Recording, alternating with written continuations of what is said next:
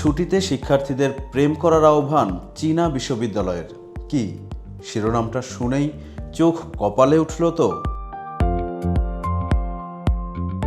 আমাদের দেশে ছুটির আগে টিচাররা কি বলেন? ছুটিতে পড়ালেখা বন্ধ করা যাবে না, সিলেবাস শেষ করবে। আর বাবা মায়ের কথা তো বাদই দিলাম, কিন্তু একবার ভাবুন তো, আপনার ভার্সিটির ডিন বা প্রিন্সিপাল যদি ছুটির আগে মাইকে ঘোষণা দেন, প্রিয় শিক্ষার্থীবৃন্দ, অনেক পড়ালেখা করেছো, এবার বই খাতা সব আলমারিতে তুলে রাখো, যাও বাইরে গিয়ে প্রেম করো। শুনতে কোনো সায়েন্স ফিকশন বা কল্পকাহিনী মনে হলেও ঘটনা কিন্তু 100% সত্যি। আর এই অবিশ্বাস্য ঘটনাটি ঘটিয়েছে খোদ চীন দেশের একটি বিশ্ববিদ্যালয়। চলুন জেনে নিই, সারা জীবন পড়ো আর কাজ করো নীতিতে চলা চীন হঠাৎ কেন রোমিও জুলিয়েট মুডে চলে গেল। চীনের Sichuan south West vocational college of aviation সম্প্রতি তাদের উইচ্যাট অ্যাকাউন্টে একটি নোটিশ প্রকাশ করেছে। 1 এপ্রিল থেকে 6 এপ্রিল পর্যন্ত তাদের বসন্তকালীন ছুটি। আর এই ছুটির অফিসিয়াল থিম হলো ফুল উপভোগ করো, ভালোবাসা অনুভব করো। কর্তৃপক্ষ একদম পরিষ্কার বলে দিয়েছে, বই থেকে একটু ব্রেক নাও, মানে প্রকৃতি দেখো, ঘোরাফেরা করো আর মনের মানুষ খোঁজো।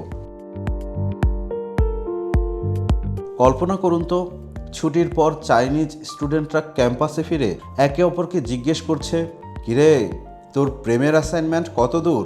আমি তো ভাই সিঙ্গেলই থেকে গেলাম, মনে হয় এই সেমিস্টারে ফেল করব।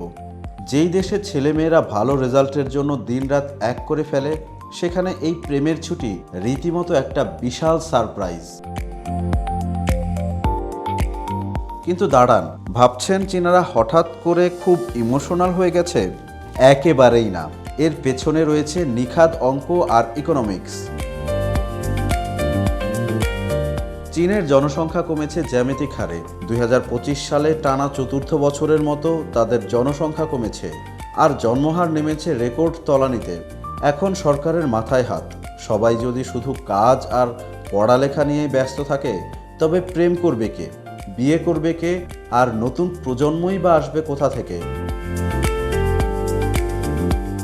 তার উপর আছে জিডিপি বা অভ্যন্তরীণ ব্যয়ের হিসেব।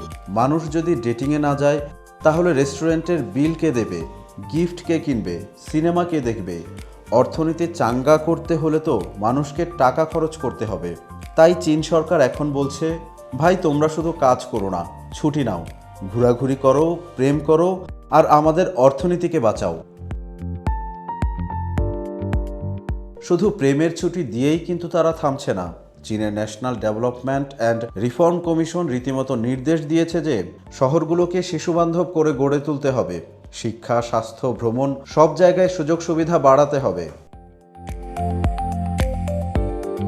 এমনকি চীনা ট্রাভেল কোম্পানি ট্রিপ এর সহ প্রতিষ্ঠাতা জেমস লিয়াং তো বলেই দিয়েছেন, বাচ্চা পালনের জন্য সমাজে পর্যাপ্ত জায়গা ও অর্থ থাকা জরুরি। তিনি বলেছেন, বড় পরিবারের সুবিধা সম্পর্কে তরুণদের বোঝাতে হবে এবং সরকারকে আরও আর্থিক সহায়তা দিতে হবে। মানে আগে প্রেমের ছুটি দিয়ে মনের মিলন ঘটাও, তারপর আর্থিক সুবিধা দিয়ে সংসার পাততে সাহায্য করো। একেবারে মাস্টার প্ল্যান।